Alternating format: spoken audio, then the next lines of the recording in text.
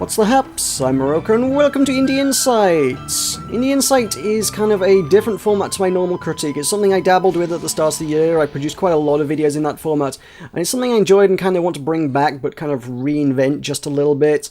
Previously, when I did Indie Insight videos, there were always looks at like super cheap or free, often experimental, kind of weird, maybe even game jam type stuff, just whatever I could find for free that was odd and interesting around the internet.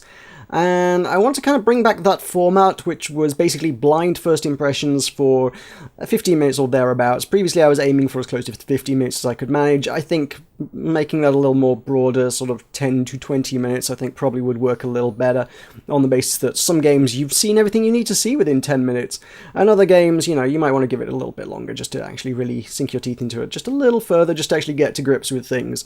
So we'll see on a game-by-game basis exactly how long that needs to be. Anyway, I would rather look at stuff that's a little bit more substantial than I used to look at. There's a lot of stuff that I get sent on a, to be honest, fairly daily basis. Lots of devs send me lots of interesting looking things, and I don't cover anywhere near as many of them as I should. So in the interests of covering more stuff and, you know, just generally giving more screen time on my channel to games that perhaps deserve a look, I'm going to bring back Indie Insight. It won't be 3 times a week like the old format. It'll be whenever I have stuff to cover. But it will be more frequent than my first impressions, and it's just going to be critique light, a little snack of critique, as it were. So first up in the format, we have Quick Slick Deadly, which is a game that landed in my inbox a week or so ago, which is a interesting looking shoot 'em up looking thing with a few sort of unique sounding mechanics. So I thought it was interesting. I thought it was worth a look. So we're going to have a look at this today. This is by Adventurous Productions. We're going to head on in. Actually, before we do that, we'll have a look at the options menu. It is disappointing! You can choose how fast your ship moves with WASD, you can change the sound and music on separate sliders, at least that's okay, but there's no graphical options to speak of whatsoever. You get full screen, or you can press Alt and Enter to force it into windowed mode, which gives you 1280 by 720. Which is okay for me recording, but, you know, I imagine other users might want other options. So, Quick Slick Deadly, lacking in the options for starters. Let's head on in, let's have a look at... we only have one to begin with. We have the fighter. Select the mission, asteroid field. Mission objective, become comfortable with the controls. The objective is to become comfortable with the game. Okay, I think we can probably just about swing that. So move using mouse or WASD. There's no gamepad support, which is kind of disappointing for a shmup. Shmups, I feel like, should have a gamepad support. I play a lot of shmups on gamepads. It's kind of irks me to not have that as an option. WASD doesn't give you the freedom of control, but hey, we'll work with what we've got, I suppose.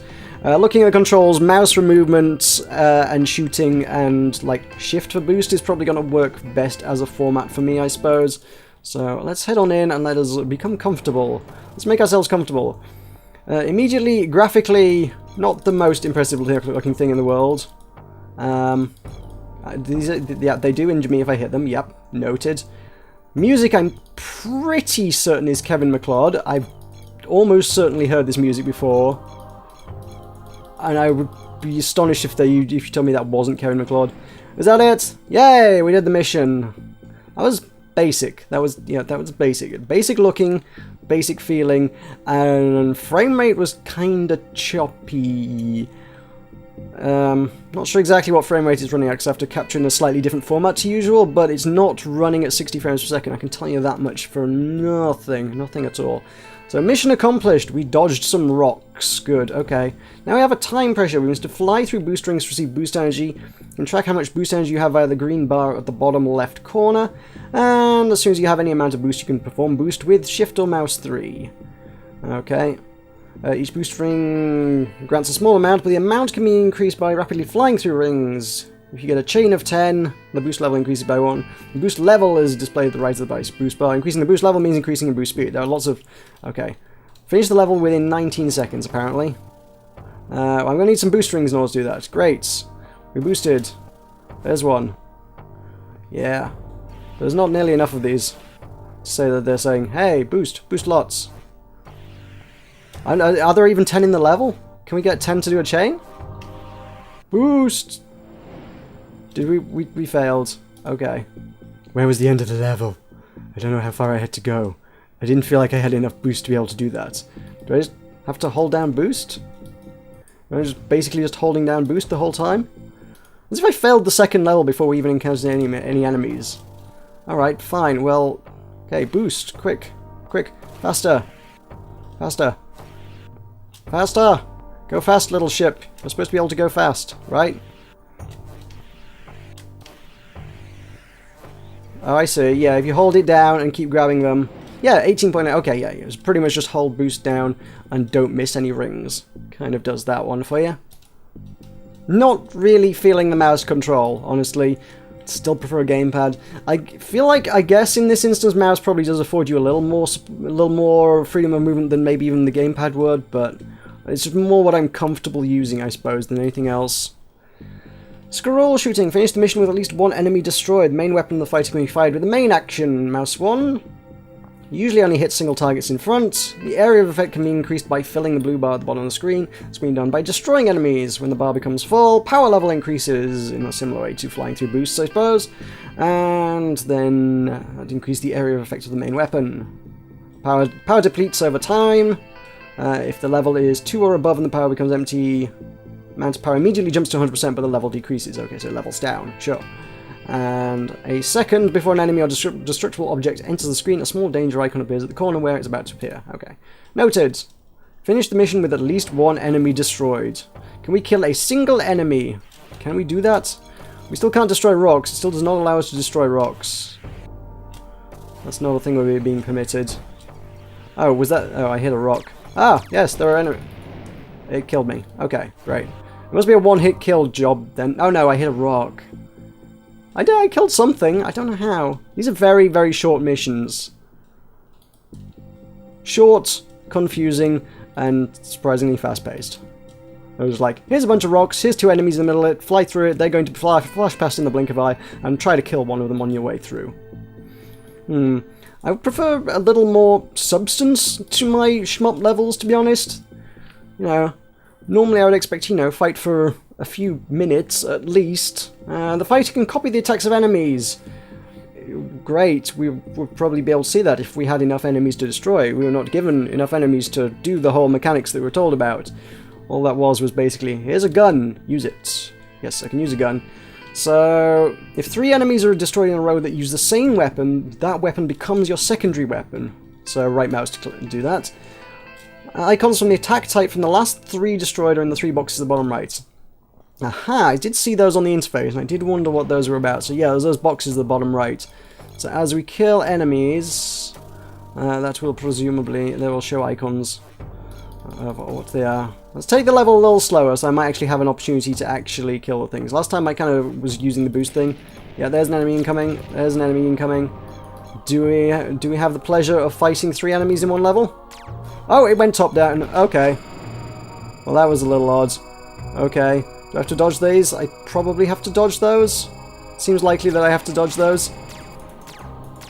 Do I get that? It's not letting me use a secondary weapon there. It had the secondary things lit up, but it didn't seem to be doing anything when I fired the secondary weapon. So... not sure what was going on with that. I got the secondary, it didn't let me use it. Huh. Finish the mission with the homing energy ball you set as your secondary weapon. Right, so we need to collect the X collectible item, adds an empty icon to the list of attack items from the last destroyed enemies, effectively breaking the chain between the enemy attack items of your last victim and your soon following victim. What? Breaking the chain between the attack icons of your last victim and the next victim. The icon, oh, right, it prevents switching to a different secondary weapon. So if you're trying to collect things, instead of killing other enemies, you can collect those so that the next enemy you kill doesn't break your chain. Right. The bit in the yellow, they just needed that, rather than the whole... It's overly wordy, I think. Can I get that? Oh, you can shoot through rocks. Oh, great, we have lasers. Oh, I see, yeah, the big laser beam is my secondary. Well, I missed the eyeball entirely. You there. Can I kill you? No. No, I'm about to die. I'm about to die! No. Don't. I wish it wouldn't do that. It's just like, the fact that it just moves everything around on the screen when it does that, it just throws you off. It's like, you're just lining up a shot, and all of a sudden, okay, I got a bunch of those. Do I want those? I don't know. I guess I won, somehow. No, I didn't. I failed. Oh, I see. I see what I'm supposed to do. I'm supposed to be killing those eyeballs, right? If I kill the eyeballs, but not the other enemies, then I will get whatever the eyeballs weapon is. Okay. I just need to let those... Yeah, I just need to let those run into rocks, really. Okay, I got an eyeball. Cool. I got deaded, but I got an eyeball. Want the eyeball? I got another eyeball. Okay, that's 2. That up? No. Good job they moved the camera, because other than that, yeah. Come on, can we get one more eyeball? Yes. Good. I'm dead. Whoops. Doesn't matter. Doesn't seem to. What? Why did it switch back to lasers? It switched back to lasers. I had it and it switched back to lasers after I picked up a bunch of X's at the end there. Okay. Is it because I died? When you die, does it just automatically reset back to kind of default laser stuff? I guess it is. It's interesting that the environmental objects destroy the enemies as well. Oh my god, and they knock the rocks into you. There's some kind of vague physics stuff going on here that is kind of interesting. I've kind of failed that level, so... No, come on, back to main menu. Let's try that again.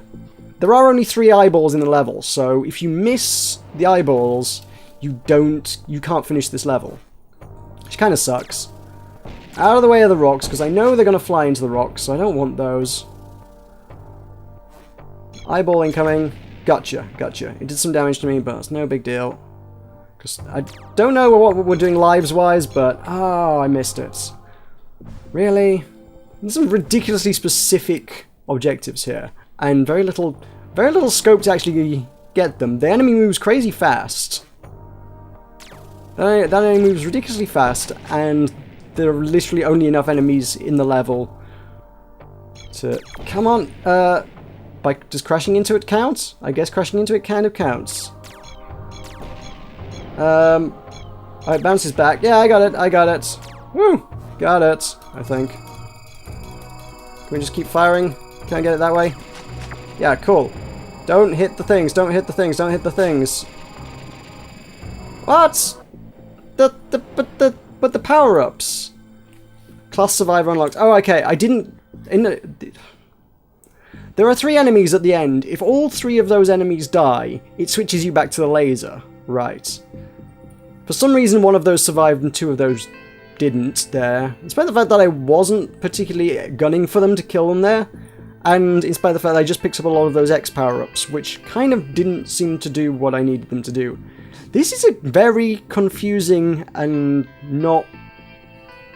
I'm not finding my way through this as easily as I would like to.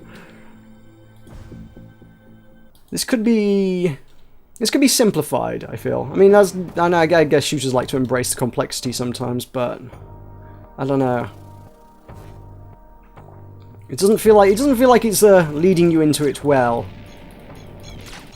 There's a level of more substance would just be a longer level that explains all the mechanics instead of this weird drip-feedy mechanics thing would be a lot better. And also, what's going on with the lives? I just seem to have infinite of them. And this mechanic's just odd. I'm not sure why we have the boosts. I'm just dying over and over again. It's making no difference to anything. Oh, I see. They die because they run into the environmental objects, because that's what happens. Oh, we had to score points. I needed 300 points to win that, and I didn't get them. Okay, entering the station. Let's try that again. Finish the mission with at least a rank C, which is 300 points. Okay, I guess losing lives is a big part of the score there. So I'm losing enough points that I kind of don't... Yeah. Okay. Yeah, I just lose tons of points every time I die. So that doesn't want to happen. I lose points every time I get hit, in fact. I'm losing like ridiculous quantities of points there. This is horrible. There's lots and lots of stuff, really, really fast, and the only points I can score are like those enemies right at the end of the game. Huh. Yeah, I'm actually not going to be able to do this, am I? I generally think of myself as being pretty decent at shooters. This just don't feel good to me. Nah.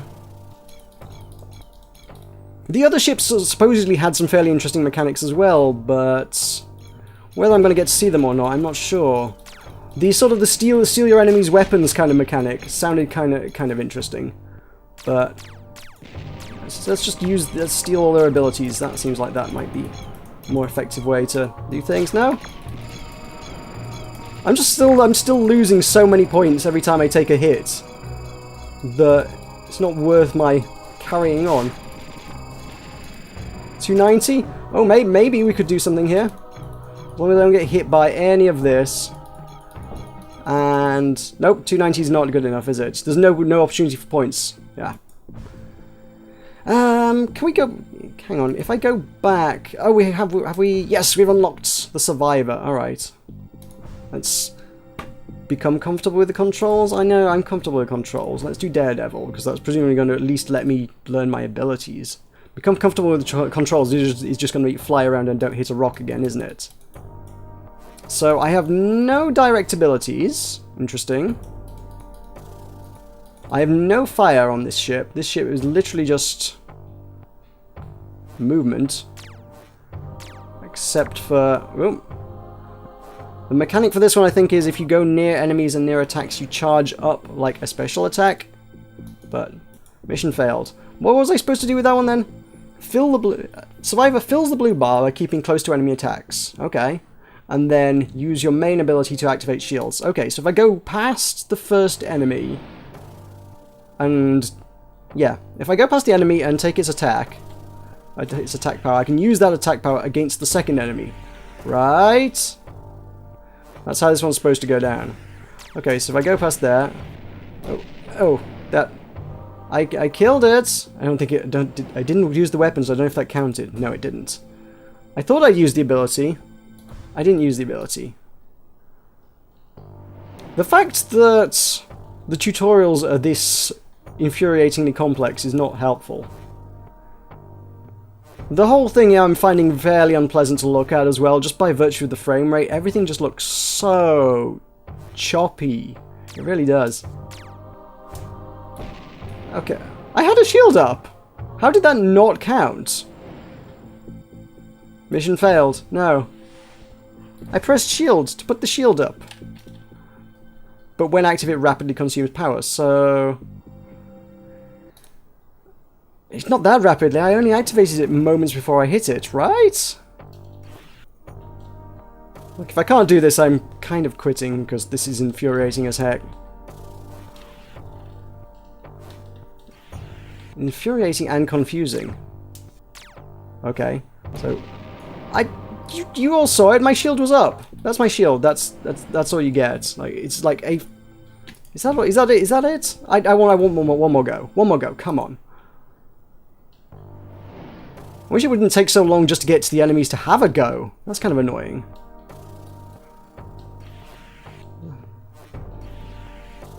Just throw some enemies at me for God's sake. And then sometimes I'm not sure what's going on there, but. Boost seems to get stuck sometimes. It just keeps boosting. I'm like, I'm not holding down boost. Why is boost continuing there? That's really strange that boost would continue to do that like that. Like, so a little bit of me is concerned that it could be a hardware issue on my end, but it could also just be slightly janky controls. Whew, okay, not being won over by this so far. Quick Slick Deadly, there you go. That's 15 minutes or so of gameplay of that.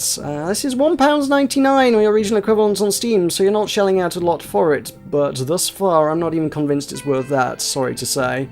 Yeah, Quick Slick Deadly, an inauspicious start to Indie Insight, but nonetheless, there we go. I hope that was at least of some use to somebody out there who was thinking, hey, that sounds like an interesting game. Now you know what it's all about. Yeah. Cool, but there you go. Thank you very much for watching. I've been Moroka, and I will see you next time.